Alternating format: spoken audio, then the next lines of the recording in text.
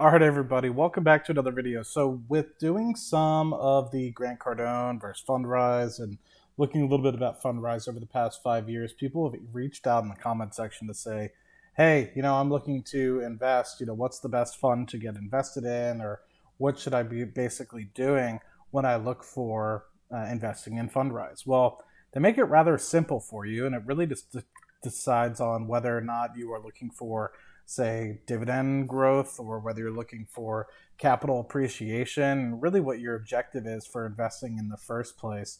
So I personally, over the past several years, have kind of moved over towards a long-term growth sort of perspective. And so if you're looking at when you're signing up, and depending on how much money you're putting in, they'll basically give you a different type of plan. So there's the standard plans that if you kind of start off at low level of investment, whether it's $1,000 or $2,000, I'll probably ask you which of these that you would want. And one of them is a supplemental income, where you're creating an income stream, one of which is balanced.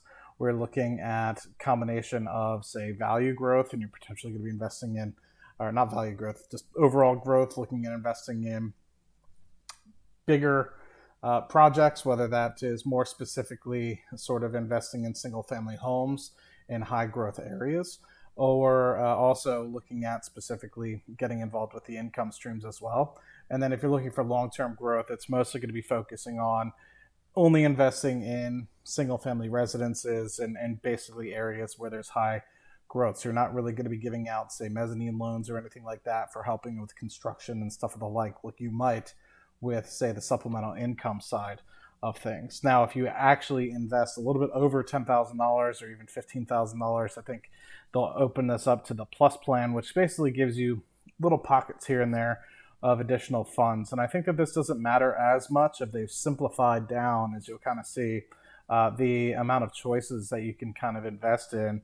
Really, from what I've seen, to be like one or two really big funds to help eliminate the overhead that they're going through at Fundrise. I don't think that they anticipated they'd have the success as quickly as they have.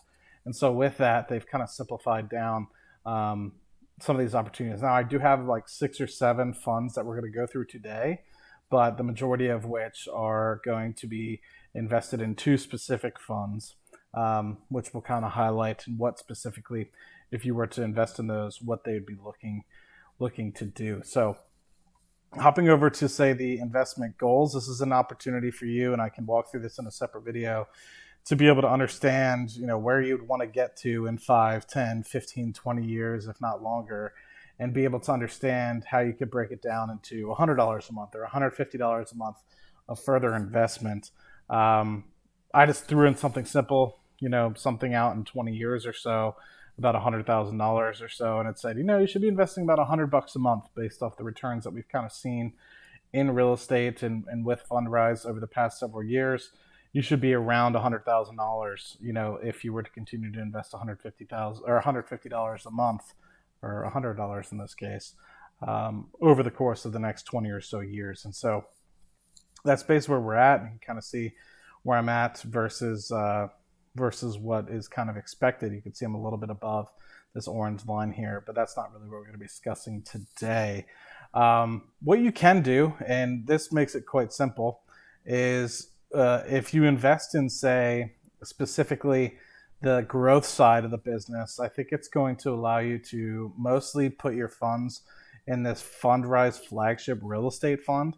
And so you could look over the overview yourself, but basically what it's going to be doing is investing mostly into single family homes, commercial real estate as well.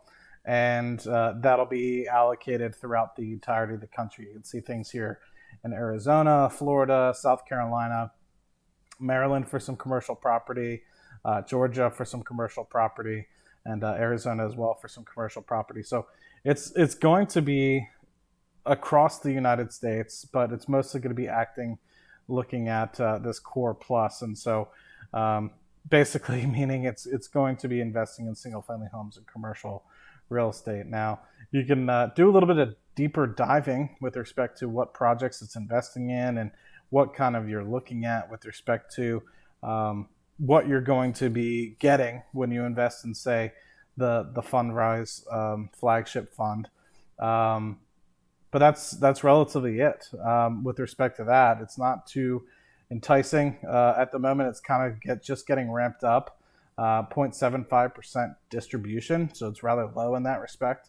But that's the initial kind of growth area where you're going to be investing in projects like these, stabilized apartments or single family rentals. You're not going to be investing in mezzanine loans or construction loans or anything of the like, which you might get involved in some of the others. Here you do see one single apartment development here, which is a part of the fixed income. Very small allocation towards it, though. Hopping over more towards the fixed income side, you have the Fundrise Income Real Estate Fund.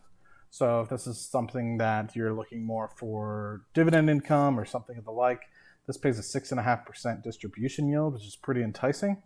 And this is going to be involved into getting more loans, right? So you have 98% of the funds going into, say, construction loans or apartment loans, building apartments, and basically being able to do that. And if you're really more curious, you can kind of click on what exactly it's looking at. Here's one not too far from me being built at the moment, a $90 million investment into home construction in Katy, Texas. And so you'll be able to get the income associated with that coming through the loans, basically. So you also have some apartment buildings in here as well, where they're basically just trying to get some decent money out of some apartment buildings. So that's really it for that. I think that this is still kind of being developed, if I remember correctly.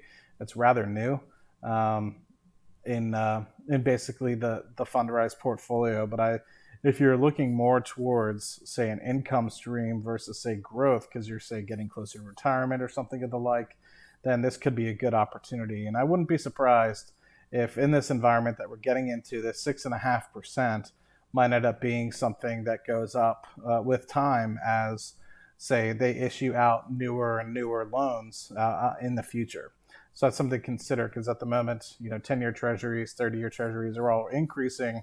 In the 30-year, just single-family loans are now above 6.5% on its own. So that could be an alternative if you're honestly interested in buying your own loans or giving out your own loans. You have that opportunity as well to be able to go out to the open market and find somebody to loan to. But this makes it a little bit easier, and I anticipate this distribution yield with time, if we continue to see these higher interest rates going out for the 30-year loans, this will increase with it in time. Now, these are the follow-on funds that doesn't really automatically invest money into for me anymore. But these are funds that I had money invested into in the past. And I think this was the first try to consolidate a bunch of different funds under one sort of hat here. And this, I think, is one that they never really continue to follow through with. But at the moment, I think they're going to try to combine some of the other funds with in the future. But this was mostly looking at, the C fund was mostly looking at purchasing up housing within the LA area, and had basically the hope to continue to grow.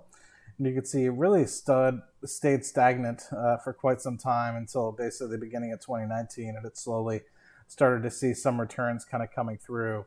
But you could see a lot of it ended up being single-family rentals within the LA area, hoping to get that growth coming out of LA. And then also you can see there's some opportunities here in Atlanta, Georgia as well. So I think I was just looking for really good single-family home rentals in high-growth areas, and that's really what it was. So there is no distribution yield associated with this one. This one, in order to invest in it, you would have to look it up and hit this direct investment button. I don't think that if you were to, say, do supplemental plan or anything of the like, you'd be able to invest. It would automatically invest in this for you. I think they're trying to eliminate these funds in the short term and move them and consolidate them underneath these two flagship funds. But if you truly wanted to invest in something like this, which is specifically focusing on LA, then you have that opportunity. You can make a direct investment here. And that's going to be the same with the remaining 4 or 5 that we're going to go through. So here we have another inception date, 2019 development E-REIT.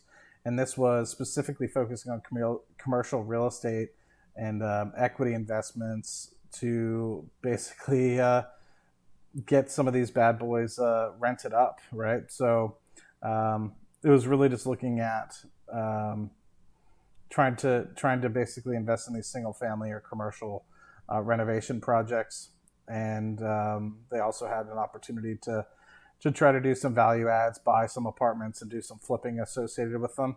And so you can see it's a lot of commercial and multifamily properties within here, where they're trying to basically see what they can make of it and add value to it if possible. But you can see the dividends rather sporadic within here. And I think a lot of it has to do with the fact that they shut these funds down kind of early to be able to merge over to the flagship funds over the past year or so. But if you truly did want to invest in something like this, where you're looking for near to immediate term markets and commercial investing, you have that opportunity to direct invest there. Then you also have the Growth E-REIT, which is, I think, was a 2021 fund as well. And this is still ramping up. But this is basically trying to do commercial real estate properties as well. And they also do commercial real estate loans, real estate debt securities as well. And so this is mostly going to be focusing on basically single family rentals, as well as maybe doing a little bit of home construction loans as well. But really nothing too crazy. It's not going to be specifically loans entirely, but really just trying to pick up a portfolio of single family rentals, which I feel like is a lot of the place where Fundrise has really tried to move towards, is really just trying to invest in single family rentals throughout the entirety of the United States, more specifically depending on where you're at, whether it's looking for high growth opportunities in LA and some of the other high growth areas, or looking for cheaper value homes that they can hold on to for the long term for a little bit of rental income, and use whatever income that they do get to buy more and more single family homes. That's really what I'm really starting to see in these particular funds here. Very small dividend coming from this opportunity. And once again, if you were to want to invest in this, you'd have to find it out directly and hit this direct investment button. Heartland E-REIT, yeah, this is more so focusing on the Midwest region and looking at fixed rates of return to maximize current income and significant potential value creation. You can see this one's done relatively well, it just based off of the ability to grow year over year. So it has apartments here in Texas and Nevada. I don't know if this one really has any single family residences in here, but I know that these apartments have done relatively well. I have another, obviously you guys know about the Cardone capital investment that I have as well. Just year over year, the increases in the property values have just gone through the roof in 2021. And so I think you're also seeing the same kind of come through when you own some of these multifamily properties. Although I am kind of curious, doesn't necessarily say exactly that they're going for multifamily, but it's pretty interesting that sometimes these strategies don't always align. So I don't know if some of them has just been sold off to be able to move to under decent or other places as well. But yeah, I'm kind of curious as to why some of these are the way that they are and showing up the way they are. So sometimes it seems like they might incorrectly label what the strategy is for each one of these, but they're probably a little bit more, let's just say, qualified to do it than I am. Then you have the East Coast E-REIT, which was focusing on the East Coast region, fixed rates of return that maximize current income, and equity investments with significant potential value creation. You can see this has done really well since 2016, 2017 as well, since it was kind of incepted. But you can see over the past few months, it's really been more about, say, the value creation than it has been about dividend growth in the past. And so I think that they've really lowered the amount of dividend income coming from these to be able to reinvest, and more so focusing on commercial properties, as you can kind of see within here. But I would have anticipated that these are going to be more, say, single family homes, but these are recently acquired. But you can see that these projects are a lot smaller, right? These funds are a lot smaller with 12 potential investments as opposed to like the 50 or so that you had in some of these flagship funds. So let's just take a quick look how many this flagship fund has, like 35. So you can see a lot of these other ones are a lot smaller. The one we looked at just before in the Heartland E-REIT was only 7. So I think they're really trying to consolidate a bit. And depending on what you're looking at, either be in certain funds be strictly single family, some funds be strictly apartments, some funds be strictly commercial. And so if you're finding one that you really are pertaining to, it could be an opportunity for you to invest specifically into that one. But I think with just when you're putting in my $150 a month, like I do here in Fundrise, it's not a lot of money, but it adds up over time. It's going to specifically focus in on this Fundrise flagship real estate, which is more so going to be just the total value creation and growth coming from it. And then you have the other one, which is the Fundrise Income Real Estate Fund, where they're going to be investing more so in the construction loans and just the flipping loans and stuff of the like. So it's really up to you, and that's all kind of selected when you create your account. Now, if you guys haven't made it this far, I do have an account sign up for you guys where I get $50, you get $50. You might actually only get 25 if you're only investing a little bit, but you can get up to 150 if you invest a good amount of money. But I'll leave that link in the description for you guys if you are interested in starting a Fundrise account. I get $50 as well, or I get whatever you basically put in. But by using that link, you might get an extra 25 or 50 or $150 or something of the like to be automatically invested into your Fundrise account. So it'll help both of us out. So it's a win-win for both of us.